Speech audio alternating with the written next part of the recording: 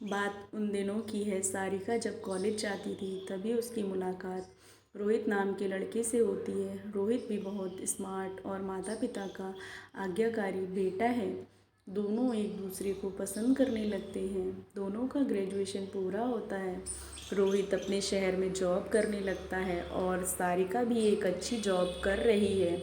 दोनों ने निर्णय लिया कि अब माता पिता से शादी की बात करने का वक्त आ गया है, लेकिन परेशानी यह है कि दोनों की कास्ट अलग अलग है। सारिका पंडित है और रोहित राजपूत है। रोहित के समाज में दहेज बहुत ज़रूरी है, जो कि नगद में होता है। उसके अलावा कई तरह के गिफ्ट्स और गहने की भी मांग की जाती है। रोहित ने सारिका को यह बात स्पष्ट की और कहा, घर वालों को मनाओ, अगर तुम सभी मांगे पूरी करवाती हो तो मेरे माता पिता तुम्हें पलकों पर बैठाएंगे। सारिका ने अपने माता पिता से यह बात कही। सारिका के माता पिता को यह बात पसंद नहीं थी, पर सारिका की ज़िद थी कि अगर मुझे दहेज दोगे तो मेरी इज्जत बढ़ेगी। सारिका के माता पिता सक्षम भी थे, बिना मांगे भी सारिका को बहुत कुछ दे सकते थे, पर उन्हें इस तरह दहेज की मांग करने वाले लोग पसंद नहीं आ रहे थे। लेकिन माता पिता सारिका की खुशी चाहते थे। उन्हें यह डर था कि कहीं उनकी बेटी ये ना सोचे कि वे अपनी बेटी को कुछ देना नहीं चाहते, इसलिए उन्होंने सभी शर्तें मानी। शादी में रोहित को कार, फ्लैट, फर्नीचर के साथ 50 लाख नकद दिए गए। साथ ही सारिका को गहने भी दिए गए और सभी रिश्तेदारों को गिफ्ट्स और कपड़े भी दिए।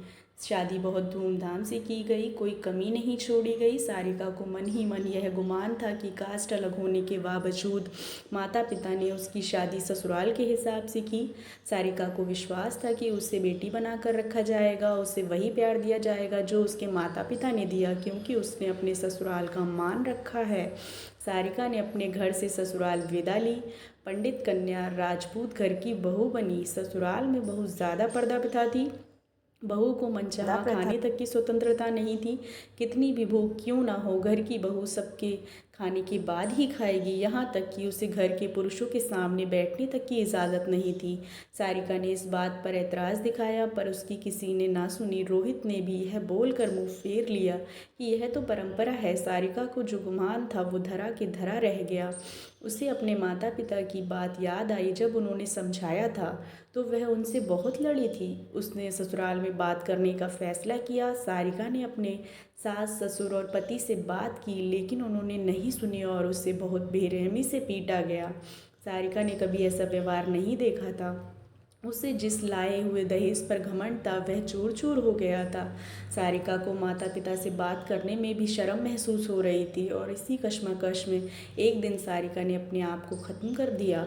माता पिता को जब यह पता चला तो उन्हें अपनी गलती का एहसास हुआ कि वक्त रहते समझा होता तो बेटी साथ होती। जो लोग दहेज पर बेटी की शादी करते हैं उनकी सोच हर तरह से छोटी होती है। जो बेटे को नीलाम कर सकते हैं वो किसी और की बेटी को कैसे अपनी बेटी बना सकते थे। दहेज कभी खुशियों की चाबी नहीं बन सकता।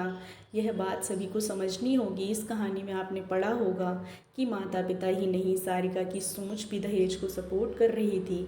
कई बार लड़कियों को दहेज का गुमान हो जाता है, पर जो लोग लोभी होते हैं वो कभी अच्छे नहीं हो सकते। यह बात सबको समझने की ज़रूरत है। कहानियाँ जीवन में बहुत मायने रखती हैं। कई बार बड़ी से बड़ी डिग्री भी ज्ञान नहीं देती और एक छोटी सी कहानी जीवन बदल देती है।